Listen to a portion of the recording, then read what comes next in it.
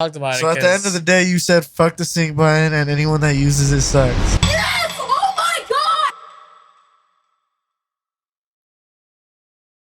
True. Man, hey, YouTube, SoundCloud, for those who are listening or watching right now, do you guys play Super Smash Bros? Let us know in the comments who's you guys' favorite characters you guys like to play. You know what's crazy? I think the number 2 most thing talked about between DJs at an EDM festival. 3. It's like the 3rd most talked about. Let's hear it. It's like DAWs, drugs, Smash. Smash? Bro, Super Smash? You think so? You think yeah. those are the most top 3 discussed things amongst DJs and producers? DJs and producers, yeah, I think so, bro. I think when you're in those circles, those are the most 3 common things. You'd say that's your top 3? Yeah, for sure. Smash? For sure, bro. That's comedy. For sure. Okay, like, I could probably see why drugs and the other, but Smash? I mean, I hang out with a lot of producers and DJs, and you know they know what Smash, but to maybe say that they're like consistent players of the game, like every week. And I'm like, not saying play, they're consistent, but that's a topic of discussion. I feel like there's like a lot of other discussions. There is, but that's the most common, I think. You think so? Yeah. Outside DAWs and what come with that, drugs, it goes to Smash. Huh. I think so. I feel it. Well, I mean, what else? You could prove me wrong. What's up? What I could prove is that you're gonna get that ass whooped and Smash after we're doing with this recording, bro. I like how you talk big, but last time we played, I beat you. But whatever. Dude, this guy is freaking capping right now. Hey, but let people know who you play though. Don't trip. Do not. I mean, Come find out, bro. So he plays Come find Robin, and he plays. Who's the other person? Who's the other person you play? I play Mario, bro. No, you don't. I play Mario. Bro, why are you capping? I thought you play Bowser Jr. Hey, I hate when this shit happens. Like, you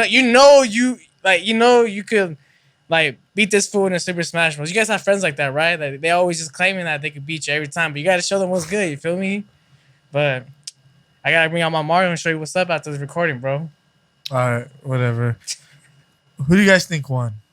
Leave it in the Let us comments know in the below. comments. Yeah. Hey, and also make sure to subscribe though, because this is episode 39 of the Spotlight Podcast here at Lose the Tempo, where we talk about trending topics in dance music and showcase upcoming platforms, music, and artists. True. And I'm right here with my co-host Zion Don, aka What's up? follow him at Zion Don _ at his social media. Facts. Stay posted. Let's draw my music. Stay updated. I got some shit coming out. True, We got a bunch of shit coming up this week, next week. Oh, this whole again, yeah. Honestly, bro, I'm blessed for the last 2 months we've been having, because it's a lot of cool shit. I mean, I don't mind it. You feel me? Yeah. It's fun to see. I mean, we're getting booked for our music type shit, so that's really fucking cool. But yeah, we're gonna be going up to. By the time this came out, we'll have DJed in San Francisco or north of San Francisco for Feels Cannabis. That's gonna be a cool event. We're playing it. It's like a dispensary, right? Yeah. It's Right. like a dispensary like event they're doing for promos, shit like that. Yeah, I'm excited for that. I've been curating my playlist for that, and Same, yeah, I'm really excited for that. I like being out in the Bay. I like the fresh air out there. It's not gonna be as hot as it is here in the IE. Nice. It's gonna be nice. So The this whole wind's weekend gonna be we're hidden. gonna be fucking just chilling out there type shit. So, bro, I can't wait. It's gonna be Cali, bro. We're blessed. We're blessed, bro. I'm telling you, we're so blessed. Gonna see the Golden Gate Bridge. Maybe go see maybe drop a set at Alcatraz. Hey, drop a set at Alcatraz. Damn. Do a whole ass show at the Alcatraz Island, bro. That would be some shit, wouldn't it be? Let's podcast there. What's up? That'd be tight. True. But yeah, we'll be out there in the Bay this week, and then by the time this comes out, we already done that shit. And I think next week, Thursday, we have the Low End Show. Yeah, we do got the Low End Show presents the Lobby, August 19th. RSVPs have all sold out. You guys filled that shit up. You guys wanted to come check out the new place. Oh shit, new place? Oh, you guys haven't heard? Yeah, so at the moment, we're going to be moving the party over to the lobby, all right? And if you guys don't know where the lobby's at, it's exactly in the same area where we used to have our place was at the So you can still park at the same parking lot structure, so you don't got to move anything. It's It's literally like right next to Mezcal, like in the front. So you're not really changing up like the route that you were using for the previous show. So we're gonna be at the lobby. It's gonna be a night. It's gonna be a different feel in there. It's like a more of a night lounge, like some New York East Coast type shit. That's the way I feel when I go in there. It's kind of like on that vibe. It doesn't give you your typical nightclub vibes when you go to like downtown Riverside. It's more so like that night lounge, terrace view type vibe. You really just got to go there, get a ticket. We have the ticket link on our link on our Instagram at Low and ENT. You guys can go check that out. We're having Zion Dawn dropping a set there along with 7202 Collective. We got Animal Back to Back Martian. We got Vile. We got Ramen Alfred. And we also got a special secret guest coming out. So I don't even know who that is, bro. Like, you haven't even told me. that's how fucking secret. And I told Robert everything. And that's how fucking secret it is. I'm not playing. He's not playing. I'll tell you after. It's not in the contract, bro. I'll tell you after. Okay. I'm gonna have to speak to accounting. Accounting? I'm done with you. But sure. Yeah, if you guys want to find out who the special secret guest is, if you guys haven't gotten your RSVP, the tickets are still available. August 19th, next Thursday night at the lobby, downtown Riverside. You're gonna have limited tickets as well, just because the venue is gonna be a very limited capacity. So I definitely get your ticket as soon as possible because they are gonna be limited as to previous venues where we could do a lot more. So definitely get there as much because we're not gonna be selling as much at the door. So. But I'm telling you, it's gonna be a great show, and the light in there is gonna be pretty good. The sound there is gonna be pretty good. Drinks are gonna be pretty good, but better pricing as well. So, yeah, show up and find out. I'm excited for it because we've seen shows at the lobby before. You feel me? Yeah, we have, and they're pretty cool shows. Like, I enjoyed them when I went, so like I'm interested to see what Low End got coming. You feel me? Like I guess I'm really excited. Yeah, I'm really excited just to be a new location. And then the people there too, like they're really grateful to have us come through and do something with them. And I've always liked the vibes over there too at the lobby. Every time I've gone and experienced what other collectives I've done over there, you know, I've always felt like I had a great time, regardless of like who was like DJing or whatever. I think the lobby was just like it has just cool natural vibe. good vibes. Cool yeah. Vibe. Yeah. Mm-hmm. So. Damn, I'm backtracking a little. So we're gonna go be DJing for Fields Cannabis, right? Yeah, yeah. And there's how many of us on this lineup? Like five. Five of us, right? Right. Mm-hmm. So for something like this, right? We don't know exactly what we're hopping into. How do you feel about opening up for something like this? Knowing what you know about this event. How would I feel? Yeah. Knowing the limited amount that you know. Okay. And then say you're like, okay, you're opening. Okay. How would you go into this, or how are you feeling? I think that would leave me the way I would see it. Yeah. Me opening, I'd be like, all right, for sure. Like I could definitely like set the tone for this, the way this starts.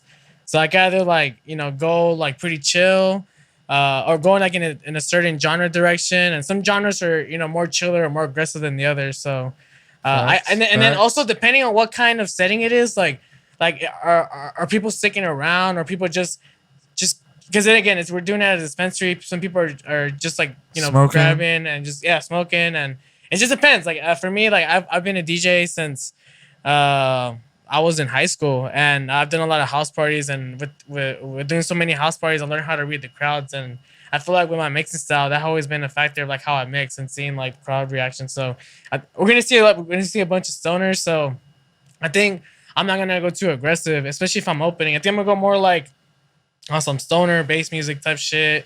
All right, bass music. I don't want to go too aggressive. Maybe I'll do some house music, but like some trippy, like what the fuck, like that one Jungle Terror track from back in the days we used for the Banger Wars. Like House did more type shit. Yeah, true. But, you know. Okay, so that's the way I would go into it. So let me ask you this: say this was just a regular EDM set, nothing cannabis related. Okay. And they asked you to open, right? But the people that are lined up after you, you don't see them as like bigger DJs than yourself. Okay. Why do you feel that way? Why do you think someone would feel that way? Or my bad. I think I'm phrasing that question a little wrong. Like,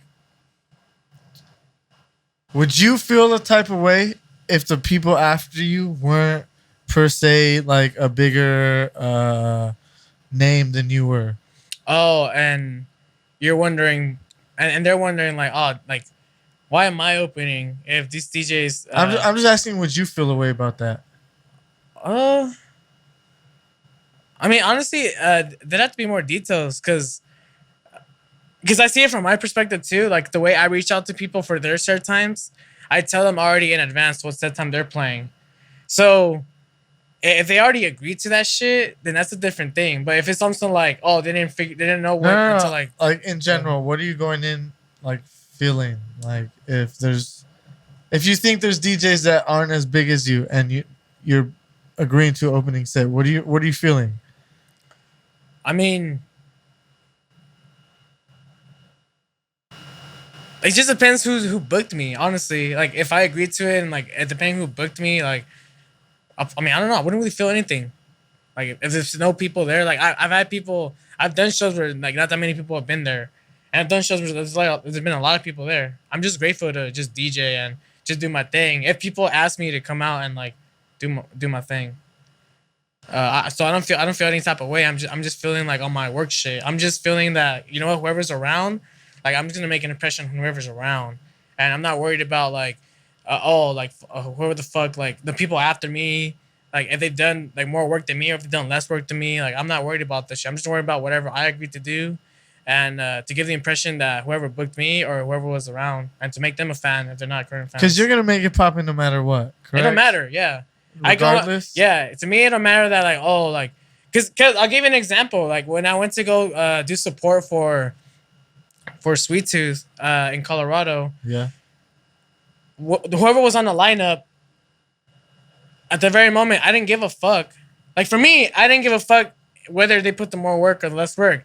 I was just excited for the opportunity to be a part of a dope ass series of events that Colorado does. Like it was an honor for me to be a part of that. So just to open up, to me, it was an honor.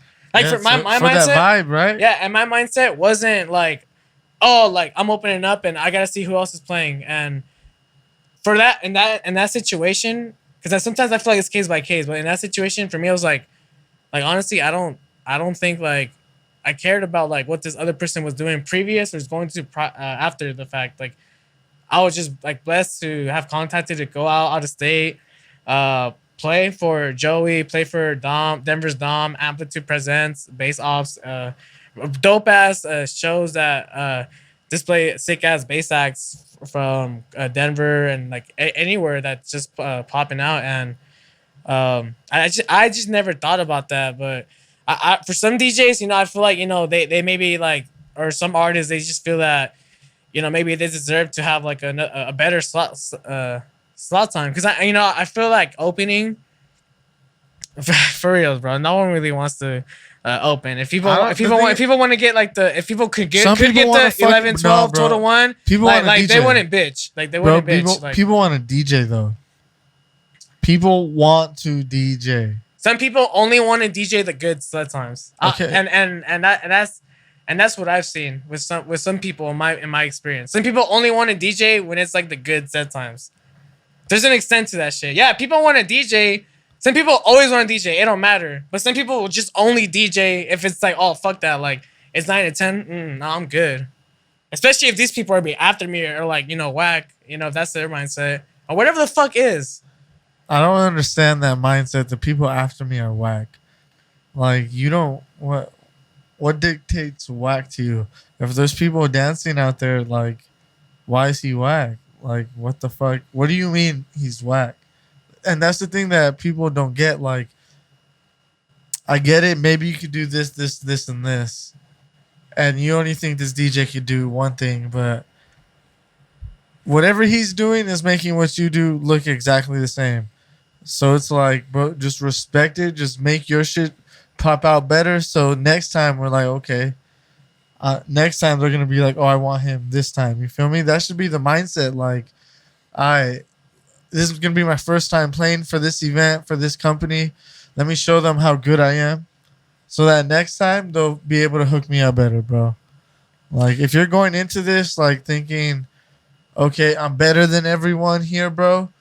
Like, fuck for what?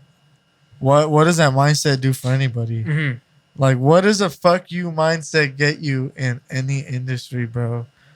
Like, no one wants to work with that shit. So it's like, at this point, it's almost like, bro, you're working.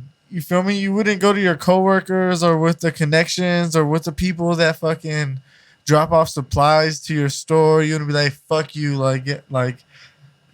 Why'd you come at this time when you have to come at this time? This time there's less traffic type shit. Right, like, right. Bro, like, I get here when I get here. Like, I don't know, bro. People are tripping. And some people that get booked don't understand too that certain promoters curate lineups depending on what kind of music that they play. Yeah. Because I feel like sometimes I feel that some promoters, they don't want to make the people that they book compromise like what they naturally play. They don't want to. They don't want to tell a DJ like, "Oh, hey, I'm gonna need you to play this." And let me just tell you this right here. Let me be flat out and let me be plain as fucking simple. If you're worried about playing an opening set because da da da da da is playing after you, that means you don't got fans, bro. Like, that means what the fuck are you doing? So, if you got fans that are gonna come out and support you, what the fuck difference at what time you're gonna play, bro? What difference does it make, bro? At this point, you're being a dumbass. Like, come on, bro, play the show. Like, you're gonna gain something out of it. If you're worried at your time slot, like, where your fans at, bro? Like, come on, like, why are you relying on the fucking prime time slot for what? I don't understand. Like, at the end of the day, you're not. I'm going too far with this, like, because I don't know who I'm talking to here. You feel me? You're talking to me. You're talking to me. I ain't talking to everybody. You're talking to YouTube, SoundCloud. I don't know who the fuck I'm talking to. Yeah, we're just going ham on it. Oh, going ham. Yeah, bro, because like I don't understand. I don't understand that perspective, bro. I do not. I've had a couple people that I've booked. And it'd be whatever set time. It'd be like a certain set time. It'd be opening and I'd be closing too. Sometimes it's closing too. And I've had people like flake out the day of. Bro, if I see a flake out the lineup day like of. on Instagram or something, and I see a DJ producer I like, and if he's playing at fucking 8:30, bro, I'm there at 7:30, bro. What you mean pre-gaming in the parking lot? Like, you feel me? Like, I don't. People think there's something more than they are sometimes, and it sucks. It sucks because you might be a fucking amazing DJ. You feel me? But like, that mindset does not help you whatsoever. Right. It just doesn't. And big shout out to just to maybe add on to this, big shout out to fans that do pull up and support artists that do get those earlier set times, and because that does mean a lot. Trust me, there's I've played shows where I've opened up. And the homies 8:30. come out just to see me, bro. Like, early as fuck. I'm like, yeah. Hey, I appreciate you like that. We'll vibe together to my set. You feel me? Exactly. Like, I fuck with you, and that's cool. That's okay. You feel me? There's nothing bad about that shit. Like, lesson learned. Not even a lesson learned. It's like, okay, I get experience. I know what this fucking venue sounds like. I get more comfortable with everything I'm on. I could curate a different set next time. Like, you learn a lot of shit from every time you DJ, so I don't understand the point. I get it though. Sometimes people want to take pictures. They want to have the dance floor filled. They don't want to see the. You know what I'm saying? Like, if it's not Instagram worthy, what are they doing, huh? My bad, bro. Big shout out to fans that pull up early because it means a lot. It's meant a lot to me. For all of my fans and friends and family that I've known.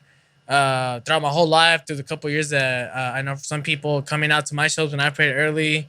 For example, when I've opened up for Lumberjack and YDG back in Yost Theater, especially when I played side stages and like second floor stages, like Facts. Ghost Theater when for 12 Planet. I played earlier times, and a lot of people would come out for me, and There was a lot of people there, bro. and it was good experiences, and it was good to just be involved in that process because you kind of just you really just get yourself more experience doing live shit. You really experience like the dance music scene as a whole. You experience it through the lens of an actual performer. You get to network, you get to have fun, you get to actually meet people that actually come across you and discover you those nights as well, whoever exists in. And it doesn't matter if it's 50 people, 100, 10, maybe just a bar stat, bro. Because there's been times where I've had gigs where I opened up, or I've even played peak time, and like it was dead. And you really just got to still give it your all, because your body language. Cause say says a it's lot. dead, and then the DJ's looking dead, bro. You look like a dumbass because your floor's dead. You feel me? Right. If you're at least trying up there type shit, and you're at least vibing, and the fucking dance floor's still dead, then it's like, okay, there's something not right. It's not you, bro. Like, you gotta understand that shit, Mhm. and people don't. Like, but it's okay. People do what they want to do, you know. Let me ask you something, Robert. The past performances, do you often fuck up or no? Do I fuck up? I feel like I fuck up a couple times when I perform live. So okay, let me ask you this: what's your definition of you fucking up? My definition of fucking up when I'm DJing is maybe missing a transition, like on the timely 8, or maybe it's Okay, but let me ask you something: if it's not in sync at the timely 8, and you chop it off a little bit after the vocal starts already, right? right, yeah, But the drop still hits and everybody's still vibing. right. Is that a bad transition? Not necessarily a bad transition. No, it's not. I mean, it could probably give a Right? good reaction to the crowd, but it's not. But is It's that a not. fuck It's not. up, It's not. It would be in terms. It's an accidental positive fuck up, if that makes sense, because it's not necessarily maybe what you had in mind. It could have been cleaner, right? And, like, you It don't could have know. been cleaner, right? Yeah, pause. Yeah, that's like that's what I'm It trying could've to go been with. cleaner, right? Yeah, like But it still worked, correct? right, but For the most part, it still works. right, but what if I've already known that the cleaner would have worked better? Then it could. Then like you know what I'm saying, like. I get you. That makes sense. And I'm like, oh fuck, yeah, it could have still worked, but would it have given it the same impact that the original clean transition give? Because I'll probably still get the crowd right, but the DJs that be fucking dissecting, they'll be like, oh, this motherfucker missed the 8. So you I know, get you. if I make it clean, I win everyone's hearts. I win all the producers' hearts. But They're let like, me ask damn, they you got the this. timely 8. You got the 8. Let me ask you this: at the same time you're transitioning, do you have a drink in your hand? Right. Are you doing this? Are Yeah, you yeah, vibing? for sure, And for are sure. you transitioning at the same time? Because that factors in. 'Cause Yeah, it then does, at it that point, does. that's not a fuck up, bro. At that point, that's he's going for vibe. no, and Because I know, people I know, just I know. look. People, I'm not. People have that messy DJ style. Like Yeah, you yeah. know that. no, yeah, But I do. It works, and it makes the crowd. You know, it just hypes it up a little more. Right. But it's because they're getting hype at the same fucking time. You No, feel me? for sure. So like, what's the fuck up? I guess in a live setting is when the crowd's like not feeling it. That's when it's a Okay. fuck up. If you want to Oh, be yeah. realistic about shit, is when the crowd's not really like fucking with it. That's Yeah. when that's when the fuck up has been like is present. Realistically, in a live setting, if the crowd's not fucking with it, then like yeah, a fuck up has just occurred. Yeah. Have I had a Depending bad on what kind of fuck performance? up. Yeah. Yeah. A DJ. I've had a bad set. Have I had a bad set? Yeah. Okay. No, but I wanted to, but the reason why I asked you if you fucked up in previous sets is because I wanted to ask you this as well. Do you let people know that you fucked up, or do you like? If it's an obvious fuck up, bro, like Like, I'll run that are you shit really back. good covering? Like, I'll run that shit back, but then I'll make it a point to start that shit up like right back, like you know, like cue point type shit. I won't just be like, oh fuck, like, and then just start it from the beginning and then awkwardly fucking. right? You feel me? No, but do you give body expressions or facial expressions like, and do you let the crowd know? Yeah, I'll be like, okay, like I got this, like, and then I'm fucking like, you know, Okay. I won't just be like, oh fuck, like, like look Or on like, word be and shit. like- Right.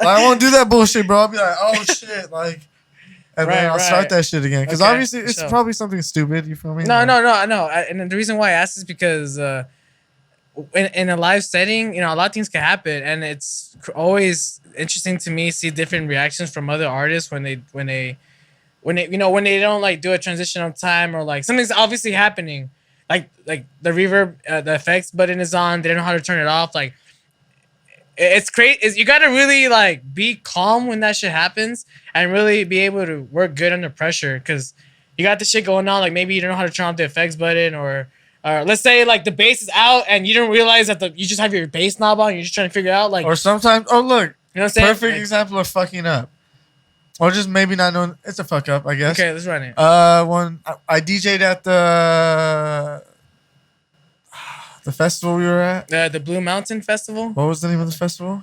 Lucid Dreams The Festival, Lucid Dreams Festival, Blue right? Mountain Event Center. When I started, I didn't know that the person before me had the sync button on. No disrespect. oh, this one, to- oh shit, No disrespect to the sync button. I fuck with people that use the sync button because that means they have more ability to do other shit. sync button, bro. I want to use the sync button, bro, so bad, Dude, but you can there's do just a bunch of shit with that. there's just something in me that just won't do it, just because I like the feeling of actual do shit. manually doing shit. Yeah, more but work, other than that, I would fucking do it. Like it's just a preference thing at this point. But so yeah, I don't use CDJs on the regular. My setup is not CDJs. I have a turntable. I run Tractor. I have the Z2 mixer, and then I have the D1 controller. Right, just one turntable. I don't be fucking with them two turntables yet. I don't wanna go that crazy. I just scratch type shit, right? because he already goes too fucking crazy, bro. I go all right with the scratching. I'm all right. I'm all right. Literally, I'm just all right. So like Too mean, too modest. what were I talking about, bro? I was trying to know the sync button. The sync button was on at the festival on CDJs. I've never touched the sync button on CDJs before in my life. Okay, Bro. okay. In my life. And it was just one of them that was on sync. And on the other one, I seen it was on. So before I even pushed play or did anything, I clicked that shit off and it apparently it worked. Okay. But the fact that this track was already playing, I couldn't do shit, right? So the track was a 128 track, right? But it was playing what? At like one... I don't know. It was playing at like some speed house shit. But people were still fucking with it, right? You were in the audience. So people are like the regular attendee that doesn't necessarily know what's going on. They're like, oh seems shit, like this is some- some like up tempo type shit. Like, Yeah, some fast ass pretty shit. much. So I was trying to play it off. And I was playing it off. You're playing it off. I was playing it Yeah, off. you like body language. You're playing it off. If you were not a DJ, you did not know what the fuck was going on. It was part of the plan. Exactly. My plan was gonna be like, all right, when this song ends, the next CDJ is gonna be playing at the right tempo. So I'm just gonna echo this track out, play the right track, and then this song will be stopped, and I'll hit sync again, and it'll work. That was my plan, right? And then luckily, like we had a homie there that knew what the fuck was going on. He was like, oh shit, sync button's on, bro. Like he has to like turn that shit off type shit. So like almost when this track ended, he came up, he was like, hey bro, sync's on. Turn that shit off for me. So that's the fuck up. I guess I would say that's a fuck up, right? Yeah.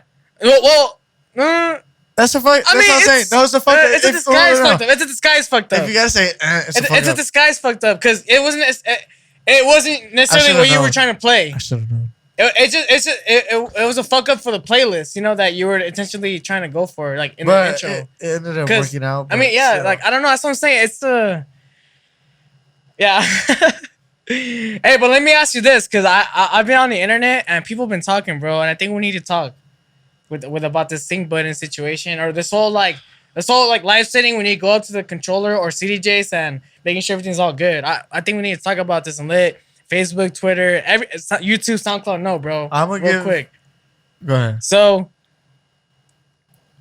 there's a group of people that believe that when you're done DJing at a live setting at a show, that you should turn everything back to normal. So if you use the sync button, turn that shit off if you're done for the next DJ to like just go on and like customize it. And then there's a group of DJs that believe that fuck that. Know Like your the shit. DJ before you shouldn't have to accommodate for the next DJ. The next DJ should already know what's being like turned on. They should know the gear and already like reset. And, Think like, about do it that this way shit. too. Like, what if you're a DJ, bro? Maybe you have a certain way you even start. So you should know when you get up there, you have to put your shit exactly how you like it. Plain, period, bro. Like, period. Like, I agree. If you're really a DJ and you curate your set, bro, you have a certain way you want to set off. So maybe you want the fucking mid set a certain way. You want the bass cut off. You want the fucking effects turn to a different fucking, so some shit. And then you want the fucking BPM sent a little higher. You gotta know that shit. And if you're just going up there to hopefully tracks play, then, well, I can't fault you for that either, though. No, but I can attest to how you feel about that because when that happened to you at that one show, you weren't instantly going like, "Oh, fuck the DJ before me that had it." You were just like, "Oh, fuck it, I should have known. Shit. I should have known. I should have fucking known." And not a lot of artists or DJs think that. They're like, "Nah, fuck the DJ before me should have. They should have turned that shit off, or they should have resetted everything for me." Bro. Like, nah, man. Like, I think accountability. When you go up there, I think you should definitely just be on your A game. Like, don't always assume the person before you is gonna like cater to you and hold your hand to get that shit done for you. Like, sometimes you gotta just like take the time to go on YouTube and really like just prepare yourself as much as you can. Like, even if it means spending just an hour or two, just really like making yourself prepared. Type shit and looking at CDJ, it's like, learning that shit. Like, do it.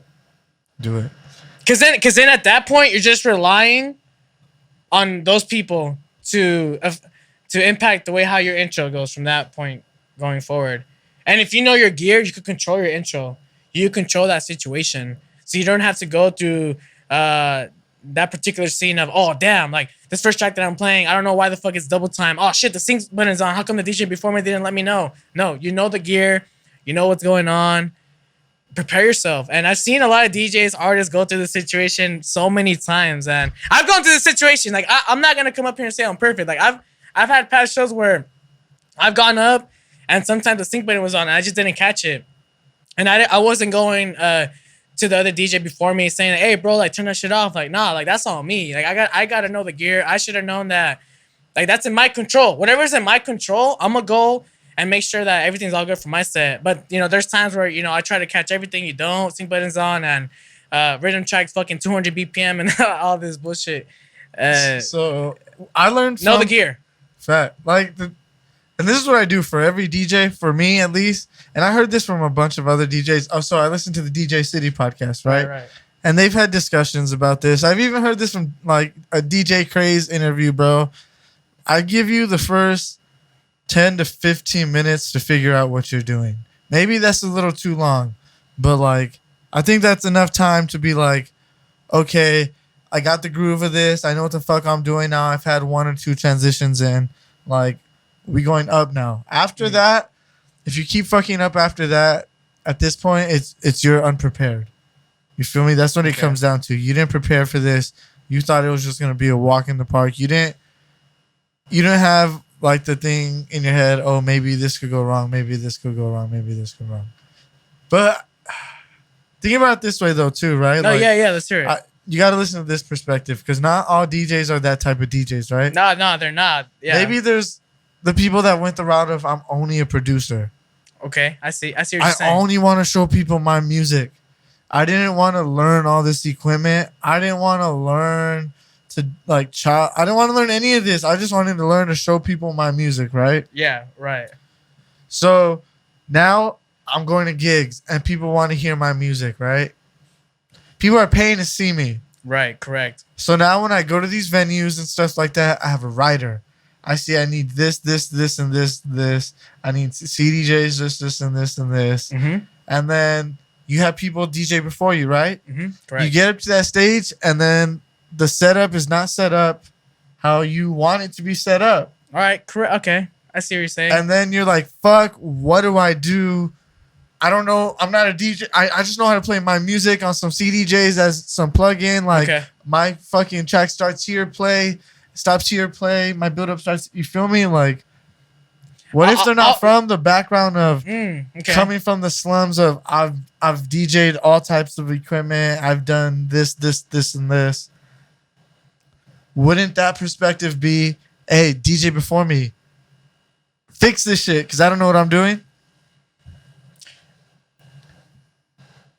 In that point, the venue's gonna be whoever's like in stage manager's gonna be on top of like that particular like person who's requesting that type of gear. Okay, but say what now? Bring that type of person is not in that event. He doesn't have those fans. He's not bringing in those people. Right now, you put him in a lineup where you just have to fucking learn what's there because the promoters aren't gonna be stopping what they're doing on main stage to help you over here on fucking B stage real quick. Right. You feel me? So like, how do those type of people now navigate like that? I think as long as you're communicating it, because you can always communicate that to a promoter or someone that's booking you, like, oh, what kind of gear is it? If not, can I bring my own gear? Like, I feel but at that point, wouldn't that be me being like, okay, the perspective would be, okay, I need the DJ to perform me to zero this shit out. I need them to put it back everything how it was like natural because. You feel me? Isn't that the natural perspective? Yeah, right. And a lot of promoters not gonna go that route too, because that's just it's not efficient.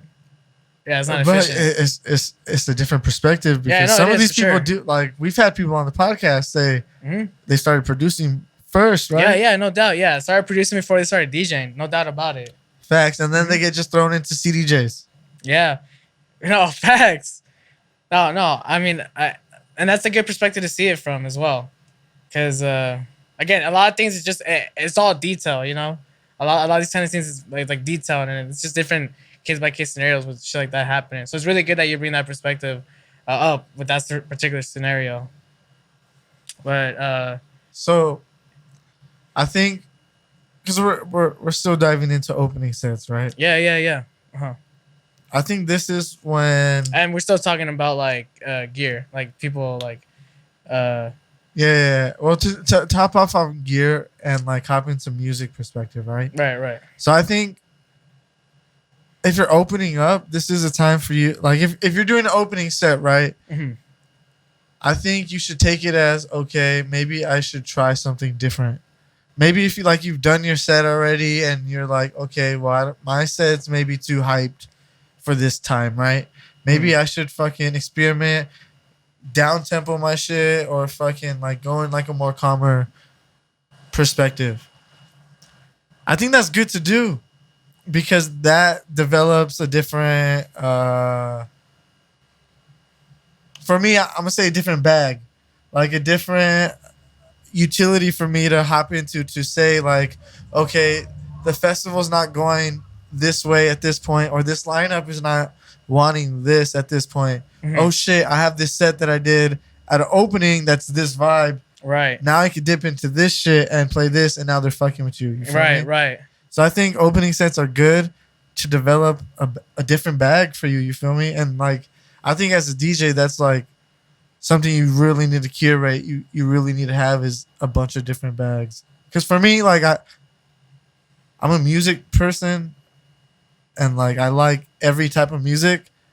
Every type of fucking music. So I download every type of music, and I'm always thinking of, okay, when I listen to this song, what can I play after if I'm trying to vibe to this? Right, keep the party going. Yeah, and I curate my music like that. So now I have a bunch of different bags to be like, okay, these are older folks, right?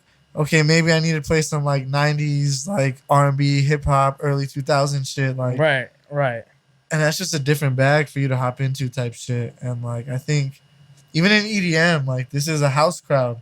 Maybe I need to play more house. I'm playing too much fucking rhythm or too much fucking trap or some shit. Maybe I need to untempo this shit. Like, I think having different sets of bags is fucking important to do. I think my sets curate depending on the set time that I play, like heavily.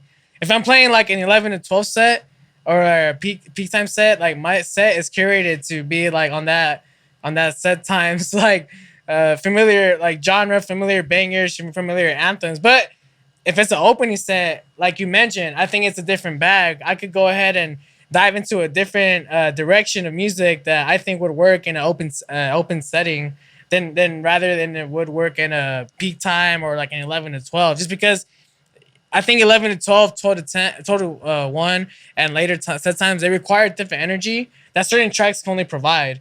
And I think there's other tracks that you could provide in an opening setting that will still give you that like wow, like oh yeah, this is sick as fuck. But it's still that like it's not too crazy or it's not like in a sense like an anthem. Like, you know, it's not necessarily like the shit that you would hear. Like, and that's why I feel like a lot of these opening sets can be. And I feel like a lot of these DJs are only just known to playing like the headlining shit. Like, oh, I got all the party breaks. Like, I'm only gonna play like the headline shit too. But I think it's the DJs that actually do want to take these opening set times that are definitely willing to experiment and go that route and bring a specific and different style of music into play for opening sets. It says a lot about those DJs that they're willing to explore and they want to put a different bag and use that for whatever settings that they're booked for. Because there'll be times like even if you get booked for a big festival, maybe you're not gonna get the set time right away. You're gonna be opening. You're gonna say no to fucking Coachella if you're opening? Probably not. Like, you're probably not. Let's be straight up. If Coachella, if Coachella told me like, hey, you're gonna play, but you're gonna play like 2 to 1 or 2 to 3. That's the opening slot. I'm playing. I'm fucking playing. Bro. My set may probably not gonna be as crazy. I'm gonna play my originals, but I'm not like depending on what the vibe is. Like, I gotta see all my originals, bro, and I'm making sure everyone that's here is vibing. I'm making sure everyone that's here is walking in and they're saying, "Fuck yeah, this is how I want to come into Coachella." You feel me? Right, this is how I want to come into the party. I think that's the perspective that all DJs to have when they're opening up. Like, okay, everyone that's walking in is like, okay, hell yeah, this is how we're walking into this fucking party. Like, you're fucking setting the vibe for the night, bro. Like, that's a fucking it's an important job. thing, bro. Like, super important. I don't understand why a lot of DJs just don't see it, bro. It's unfortunate. It really is unfortunate, especially if you're someone that is just trying to get their music heard. Opening a slot's a slot, bro. Even if there's just 4 people listening to my shit, there's 4 people that I know for sure are listening to my shit because you got nothing else to do, bro. It's just us 5. You got to listen to us playing. You feel me? And at this point, if I know you're nodding your head and I know you're vibing to this shit, hey, you vibing to my shit, follow me at whatever the fuck, you feel me? Like, that's the perspective. And you just gained however many more followers right there. Like, you know what's really impressive? A cracking opening set. Facts. That's if you don't do an opening set, that's a missed opportunity for people to be like, dude, that shit was a cracking opening set by Zion Dawn, by HUSKI, by Ramen Alfred, by whoever the fuck, dude. That's impressive to me. And for people to just kind of think of it as just some sort of like, oh fuck you, like that ain't shit type set time. It really it's not what it is, bro. That's set time. It's I think opening slots prestigious. That's like, you know what you're doing. I think for me, if like from a promoter perspective, if I confidently ask you to open, I confidently saying that he knows what he's doing. Yeah. I know that he's gonna set the tone for the night and he's gonna do his thing and do it right. But some people don't see it like that. They see it like, oh, this fool has me opening. Like I wanted to do like headline shit. So all right. But, so at the end of all this, what you're saying is you don't use the sync button. Look, going back to the gear. Look, for the sync button. Look, for me, if I'm going to go play somewhere at a live show, the sync button is on. I don't use sync, but if the sync button is on, I'm not going to go to the DJ before me and be like, hey, why didn't you turn off the sync button? Nah, bro. Like, I'm going to, like, figure out the gear. And I think when performers, artists, and DJs, when they get up there, I feel like they need to just take 20 seconds to just breathe and just look at the gear. Because I think right when they get up there, nerves, they see it. No, yeah, and it's hard to work under those nerves. I've been there, and you really just gotta like, as the USB's loading up. This is what I like to do. Okay. I put my USB, and as the USB's loading up, I'm not there like waiting for it to load up. As that shit's loading up, I'm looking at the shit. Oh, the effect button off. Oh, it's off. Boom. Sync button's on. Oh, it is on. Let me turn it off. Boom. And then I look over. Okay, now the USB's loaded. All right, I got a minute just to kill before I go on. All right, I'm good now. And I feel like some performers or some DJs, and I've seen this shit happen and other shows and shows that I've thrown. Like, people would just pull up, they put the USB in, and they just go right away. Like, after the last DJ is done with their last track, and they didn't look at like if the effect button was on, or they didn't see that the sync button was on. And it happens. Like, that's happened to me too. But it's one of those things where we see and we learn that, okay, when I get up there, I need to see what's going on. I need to look at the gear. and really prepare myself for the for this the Speaking live of performance. preparing yourself, right? Yeah. Let me ask you this question: when does your job as a performer start? When does it start? When is it That's a good- okay? I'm clocking in. At what point of the day is that for a performer? Is it when they leave their house? Is it when they start getting ready? Is it when they're preparing their music? Or is it when they get to the venue? Or is it just as soon as they start playing or they get the mic in their hand? So As this is a a good performer, question. when does As a your job performer, start? so I'll give you an example. Let's say I got booked to go play in Miami, right? Okay. I say my shit starts. Before you get on the airplane, bro, to get catching that flight.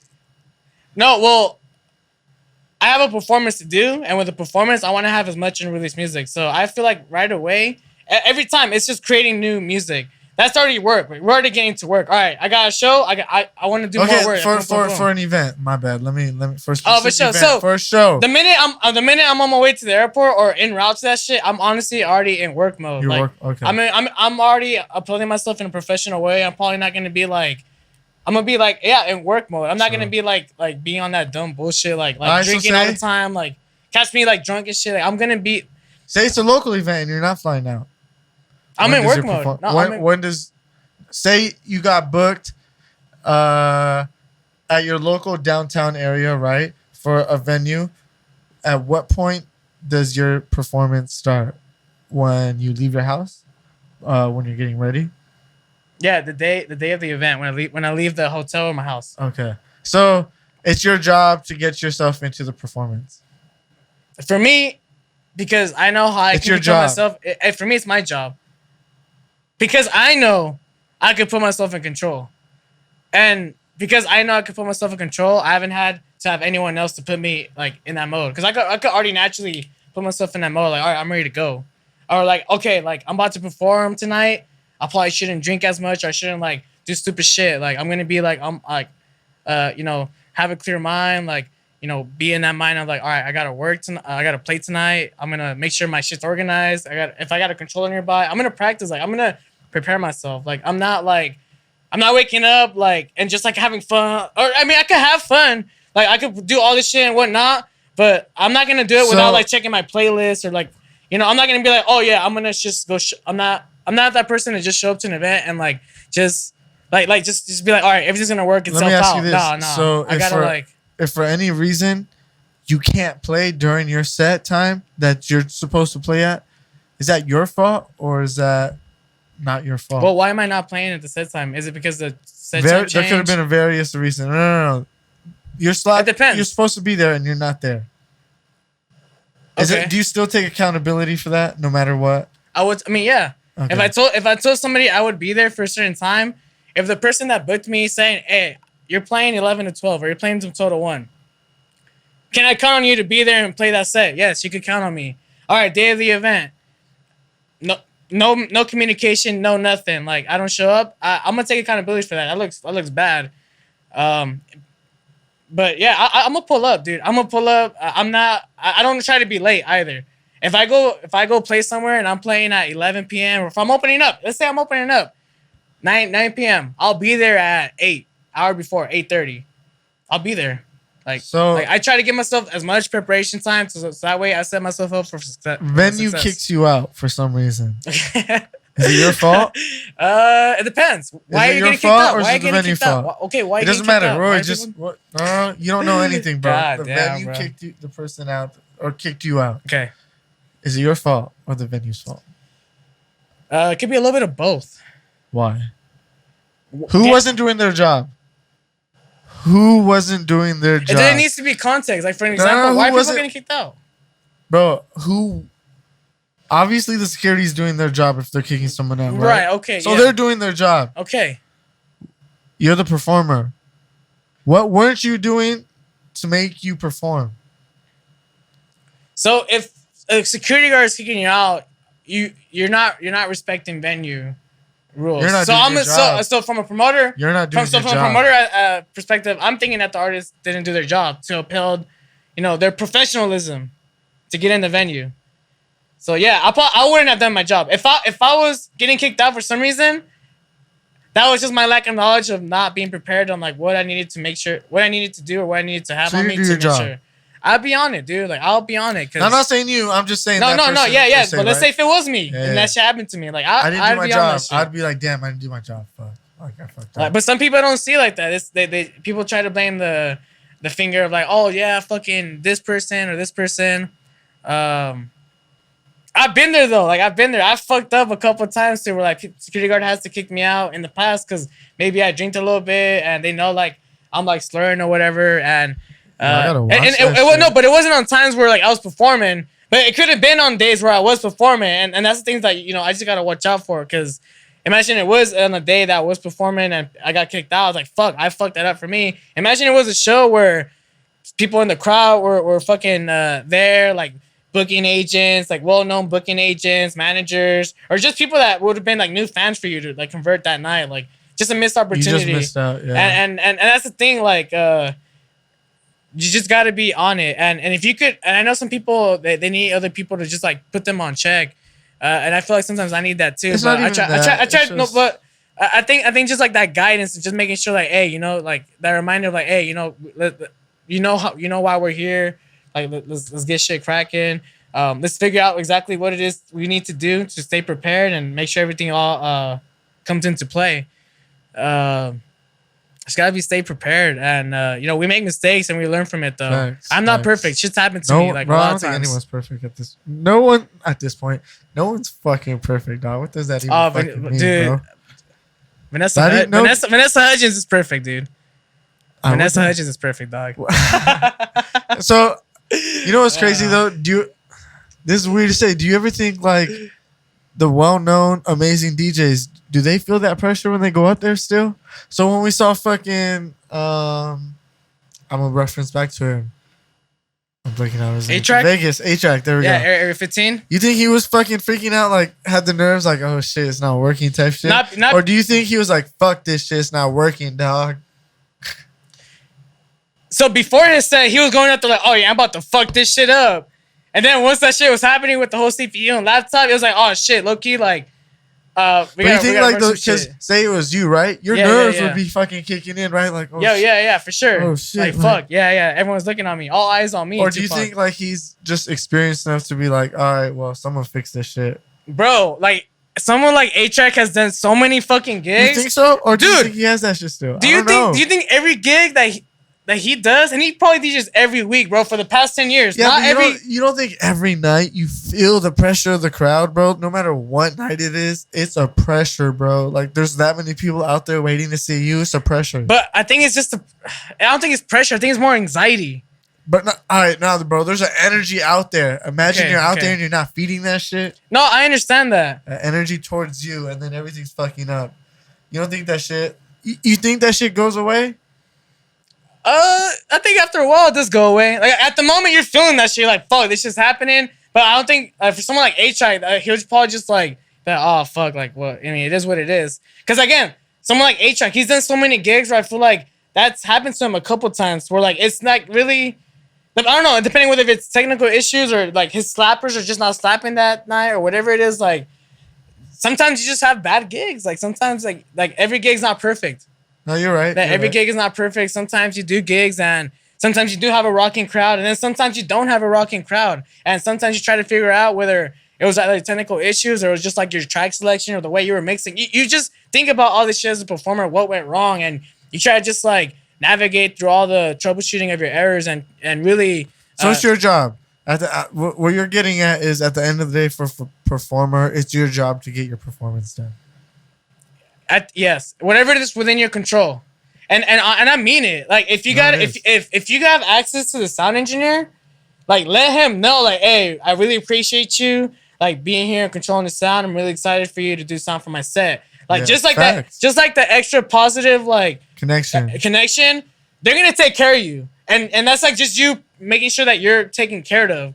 Cause maybe it's a sound engineer doesn't give a fuck. Like he was probably having a bad day, and this is just some shit that no It's one been would a have long thought day. about. He Someone fucking would've- set everything up, bro.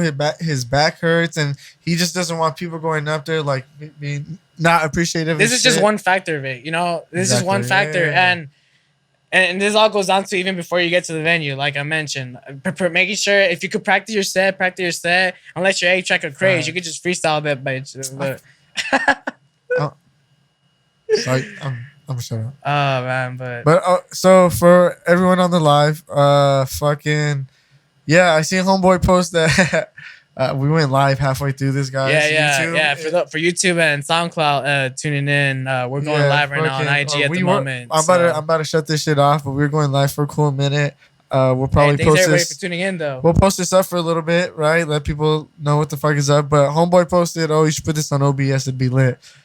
If you want to fucking check into our videos, homie, you gotta check the YouTube, bro. You gotta go to YouTube. It's on YouTube. It's all on YouTube. Search Lose the Tempo. Hell We yeah. have that all on the playlist. And if you just want to Spotlight. listen, bro, SoundCloud's out there, bro. Free platform. We fuck with that free shit. Not you feel me? Spotify. Nah, SoundCloud. Nah, they gotta offer us some shit. SoundCloud. Yeah, Because they SoundCloud's got the place to the go. offers, bro. Bro, they got video now, bro. What You seen that shit? Like, I got you, bro. Bro, Apple Music got video now with the tracks. Yeah. I just found that out this week, bro. Can't believe that shit.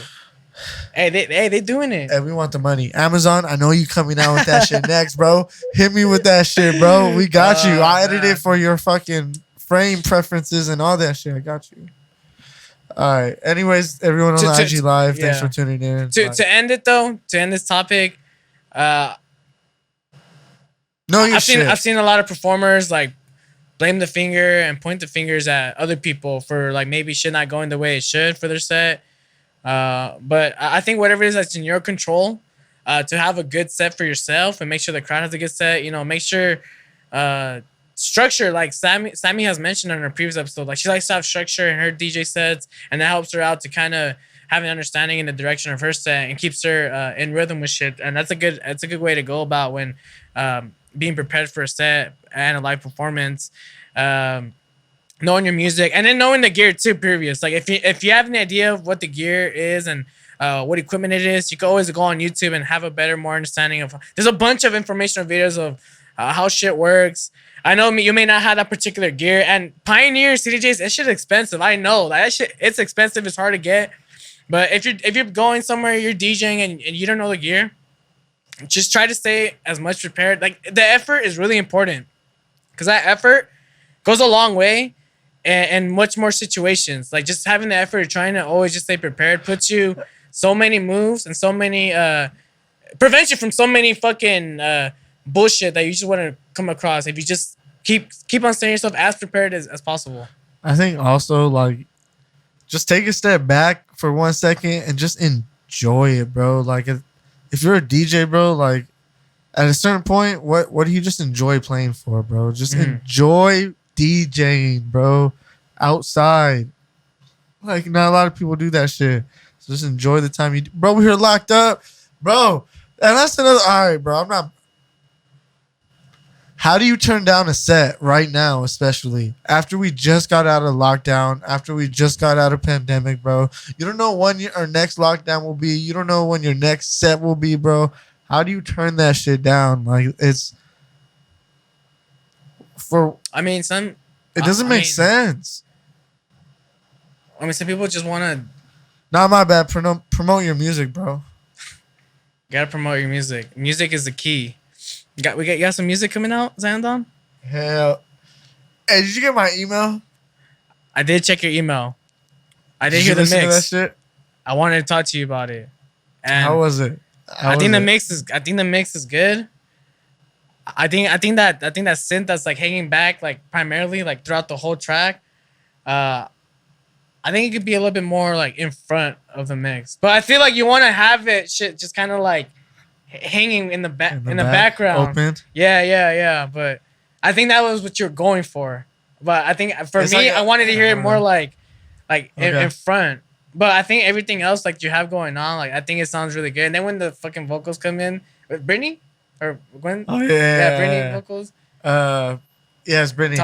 What is it? Toxic. Toxic. Yeah. I was like, oh, sure is this one. I was like, oh, this is the one that he was talking about. Yeah, bro. Because I saw originally it started off with them Toxic vocal remix. It was like some trap like slow shit, and Yeah, I was yeah. like, And then I started creating more. I started doing more shit, right? Mhm. And then I was like, let me take these off real quick. And I was like, Facts. oh, hell yeah. And then, so I took them off completely and then just started producing. I was like, I got to those last few bars and shit on the first drop. And I was like, all right, I need this here, but let me just add this shit. What the fuck? Like, what you mean, bro? Who gives a fuck at this point? Hey, now people are curious. What can we hear this record? You have a date dude, in mind? Or are you still working on some I sent it to shit? some labels, bro. Oh shit, it's been finalized. I sent it to some labels, bro. Hey, but hey, let me ask you something real quick. So now that we're talking about like sending mixes and shit, what are some things that you think people should do like when they're sending out like mixes to other people? Like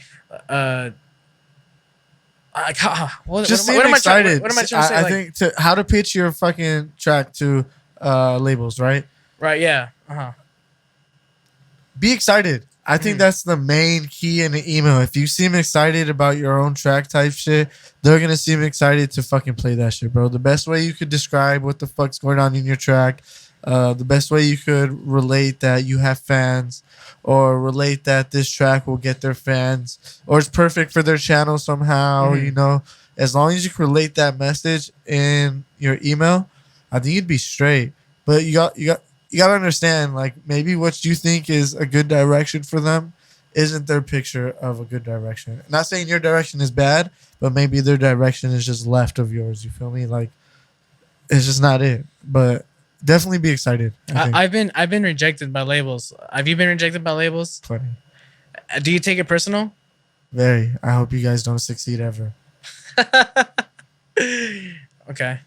I feel like sometimes I take that shit a little personal too. When fuck I don't give a fuck, bro. Like, I was like sometimes I feel like damn, bet. But I after that minute I'm like, all right, bet. Well, like it's just at the end of the day, it's just not the direction of the label that probably wants it. Or sometimes maybe it is just fucking ass, bro. I don't know, but look, I believe in that shit. Every day I don't want to hear a certain type of song, right? Okay.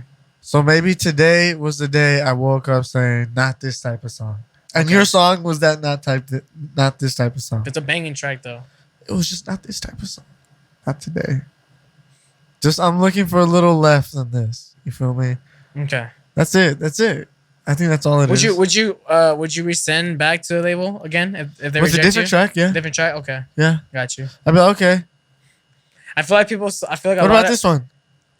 A lot of people I feel take very personal to the point where they won't resend that shit. Like, Bro, oh, if you don't fuck with me, I'm gonna fuck that send shit. every track I have to Bygore. I hope you know this shit. Every track to Bygore before I release it. So, hey, they're gonna take one of them, right? Hey, facts. Eventually, it's gonna happen. Keep fitting. Hey, keep nah, fitting. it's gonna happen. I think so. The viewers will understand where I'm going with this after the track comes out or when you guys hear a snip, whatever. But I think the vocal vibe of like the intro and stuff like that, I think I'm gonna set that as my theme. Oh yeah, as like a talking like that voice talking like that and shit. I think I'm gonna make it a theme in my music. Oh, like it's just like a part of your thing now. All right, that's good. And then like yeah, I have a bunch of things that I want to do with it now, like create dialogue with other vocalists and shit like that. Cause all right, that's tight. Feel me, like shit like that. So I think it's pretty dope. I'm gonna maybe curate it to where that vocal sounds a little different, but it's gonna be in the same range. And Okay, shit like that. I got you. You feel me? But yeah, I think I'm gonna do that with my fucking tracks now. Yeah, I think it's a cool idea.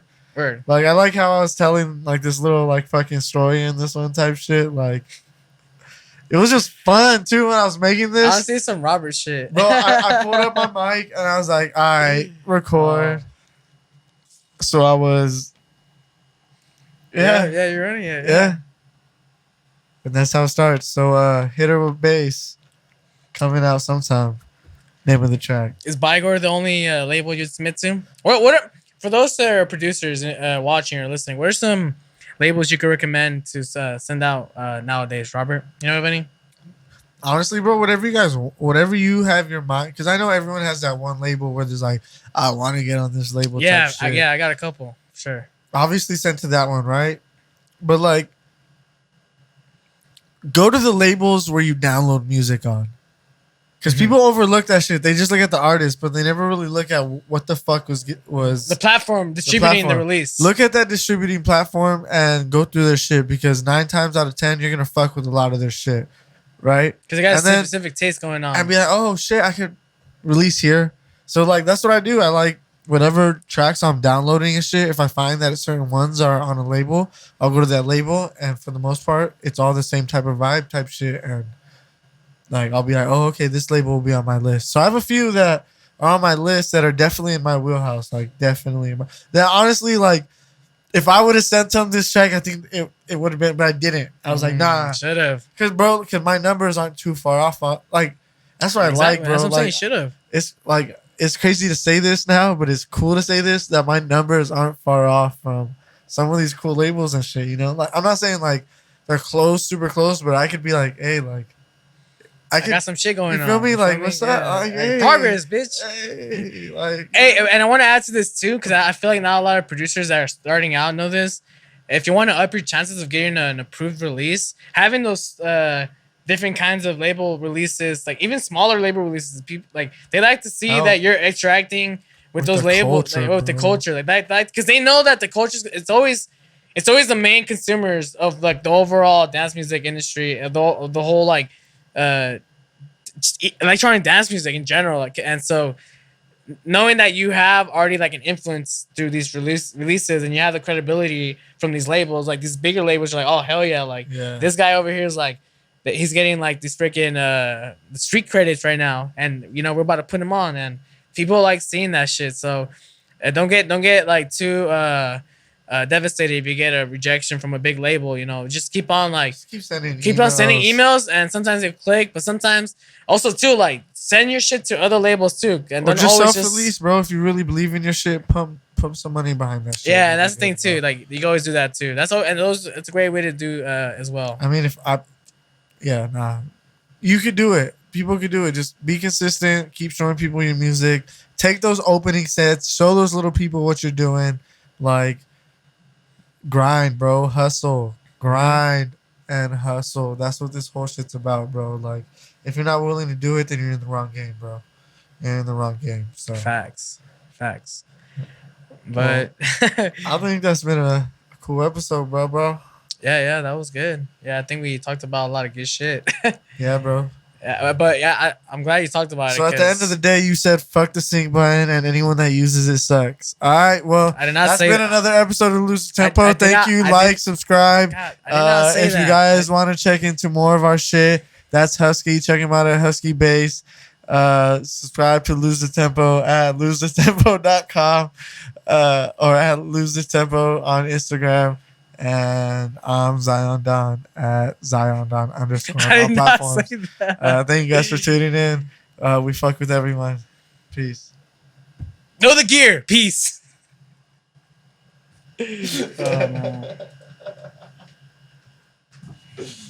Oh, Damn. shit, bro.